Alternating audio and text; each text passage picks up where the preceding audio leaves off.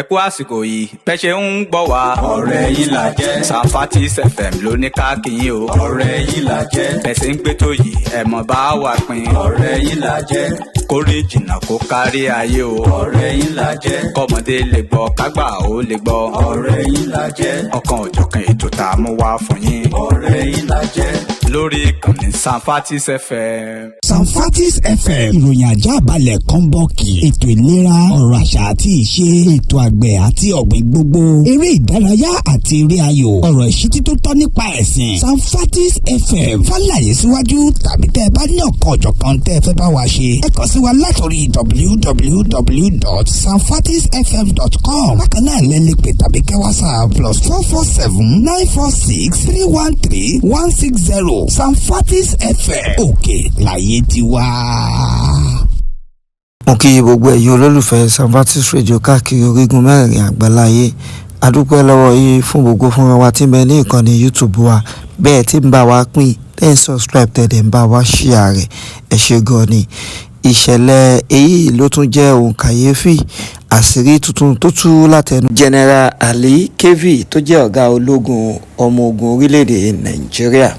ó sọ di mímọ̀ bí ọwọ́ ti tẹ ọ̀gá àwọn Boko Haram àwọn agbésùnmọ̀mí àwọn awọlé pa ọmọ ọlọ́mọ lẹ́kún bí ọwọ́ ti bá àti bí wọ́n ṣe gba ẹ̀mí ẹ̀ àti nítòjú rẹ̀ rí lẹ́yìn ìgbà tí ó mú ọ̀gá àwọn Boko Haram yìí tán. gẹ́gẹ́ bí ẹ ti mọ̀ wá ní ìkànnì Sanfatis Radio wípé àwọn ò ní bá wọn re èèrà tí kò ní ọmọ nínú. àlàyé rẹ̀ lẹ́kùnrẹ́rẹ́ lẹ́nu ọ̀gágun General Ali Kevi. ẹ dákun bẹ́ẹ̀ bá ti ń wo fọ́nrán ìtàn ẹ bá wa share rẹ̀ kó délé kó dóko kẹ́ ẹ tún subscribe sí fún tuntun míì tó ń bọ̀ lọ́nà Sanfatis Radio TV.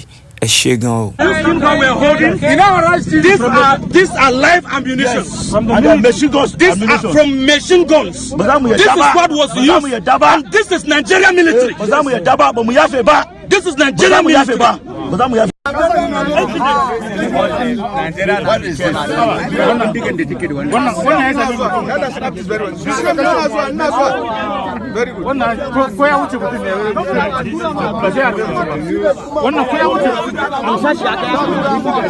I was thrown out of the army 2021.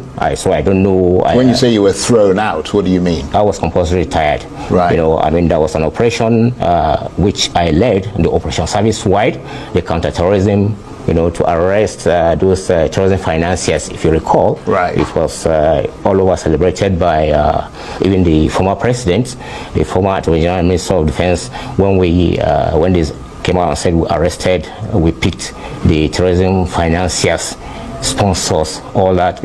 I was the commander of that, and I reported straight to the district. And they were in detention, and that was when we even picked, as a matter of fact, the leader of Boko Haram. The leader of Boko Haram was not Shekau. Shekau, you know, was died. a spokesman, more or less, at the time. Yes, the poster boy, so to speak. But the real leader, we captured him.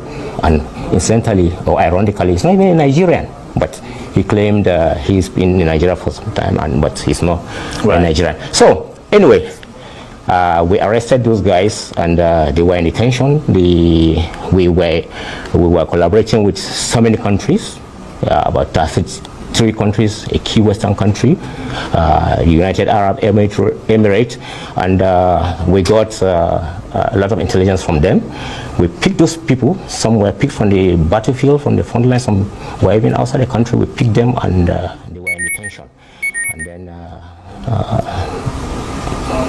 waiting for them to be prosecuted. Then in September, October 2nd or thereabout, next thing I was invited, said for interview at the military police headquarters.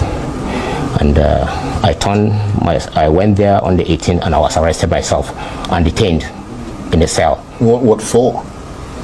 I don't know. I was 10 initially. When I reported there, the interrogators said when I was removed as a general officer commanding on the 8th of August 2021, I handed over on the 10th August 2021, 2 days later, because the posting came via signal posting in the night. I became aware of it the following day. That was on the night. So on the 10th, I handed over and left and continued with the Operation Service Wide. That one that I reported to the design. The Operation Service Wide was a multi-agency and military, organizations that were this, and the DSS was there, the NFI was there, the NIA was there, the DIA was there, and other. And I was the head of that organization, and I reported straight to the president. And we picked those people, those top, including the leader of the Boko Haram, including 5 of the key guys of this thing. I was invited, and then when I got there, they said I was removed as a general officer commanding. That was, like I said, on the 10th of August, and I didn't report to the resource center, the Nigerian Resource Center, where I was posted. And what really happened was that when I was removed, I reported straight to the presidency and I said, okay, this was what they said, do not report. That they were going to address it. Right.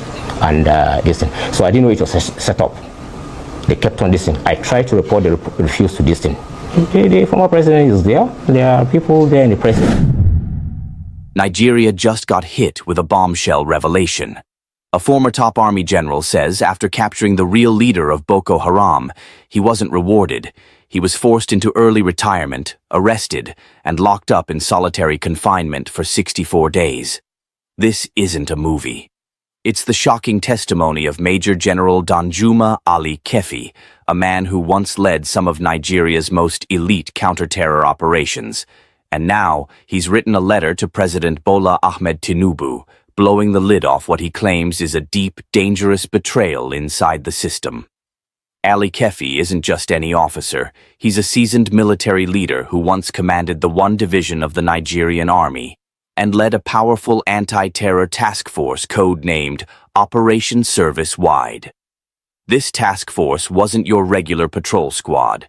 It was hand-picked to go after the very roots of terrorism in Nigeria, not just the foot soldiers in the forest, but the planners, the money men, and the powerful people backing them. And what they found. Let's just say it ruffled a lot of feathers. According to Ali Kefi, his team didn't just disrupt terror camps. They arrested the real leader of Boko Haram. Not some stand-in, not some random fighter. The real architect of the terror machine. But instead of being hailed a national hero, Ali Kefi says the retaliation was swift and brutal. He was forced into retirement, arrested and thrown into solitary confinement for 64 days. Why? Because their operation began uncovering the financial pipelines of terrorism, and those pipelines, he claims, are connected to high-ranking officials in government, the military, and even banks. That's when the silence campaign began. In his letter, Ali Kefi warned President Tinubu about powerful interests determined to shut down Operation Service Wide. He said, "The moment we arrested some of these individuals and started exposing the financial pipelines of terror, the backlash began." Think about that. A decorated general doing his job, taking out terrorists, and instead of being protected, he was punished. But it gets darker. Ali Kefi also raised serious concerns about the tragic 2021 death of Lt. General Ibrahim Atahiru, Nigeria's chief of army staff, who died in a plane crash. According to him, Atahiru had fully supported their operation and was committed to going after terror financiers.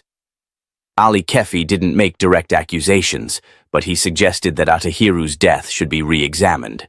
He's asking President Tinubu to launch a transparent investigation, both into the plane crash and the sabotage of anti-terror efforts within the system.